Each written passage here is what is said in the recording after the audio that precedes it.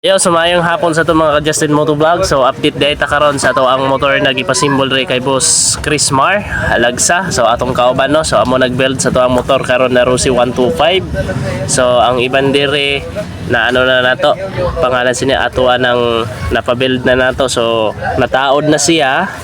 So, naaray kulang din dire lang kimi nagproblema.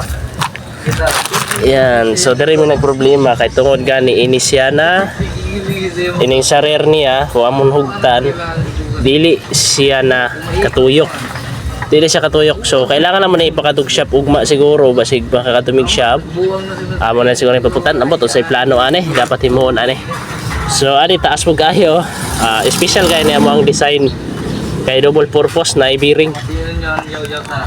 So amo na ato ang update no. So update na ta sa sunod kung matapos. So napagitay iban na gamit na wala pagid na human. Adeo, wala pa ni ay toxic na. So ilisanan pa ni.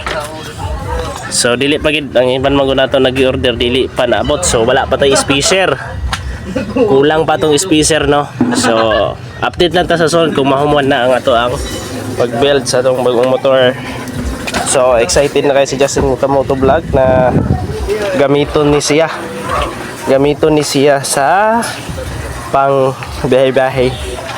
So excited na kayo na mahuman na itong motor para magamit na dayon no. Kaya pero nakaadlaw wala kita kagamit. So amo lang to. So next update na punta sa to ang mga kuan. So adin naman ni ato na ni na taod na swing arm sa kuan. So nala tay problema ang gamay mo kadaga na jud ni siya. So amo lang to mga Justin Moto Vlog. Daghang salamat sa panonood. Thank you. So may panduha pa gid na gibuild si Boss Chris Mar na gibuild sa yang ano i-entra daw ni. So ipang pantra type daw ni. So may kailangan pa siyang kuan so ilisan na niya hub kuan. So amo na yung iyang motor. So bali duha day ka motor iyang gibuild karong adlaw. So wala gid natapos tungod kay kulang sa budget, kulang sa gamit.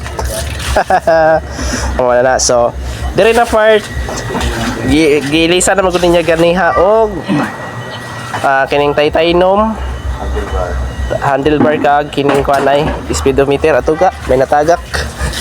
So pati ni panti mix tanan nang iyang gilis. So pati ang iya ring kuan. So wala pa nabot ang iban. So sunod adlaw so makita nyo na ni sa kamino na magdagan-dagan na ni kung mabuo. So amo ni gipambore mo si Chris Mar sa tuwa. So maliban sa tong motor na gibuo niya, so napagid siya isa na motor. So duha ni kabilog iyang project no.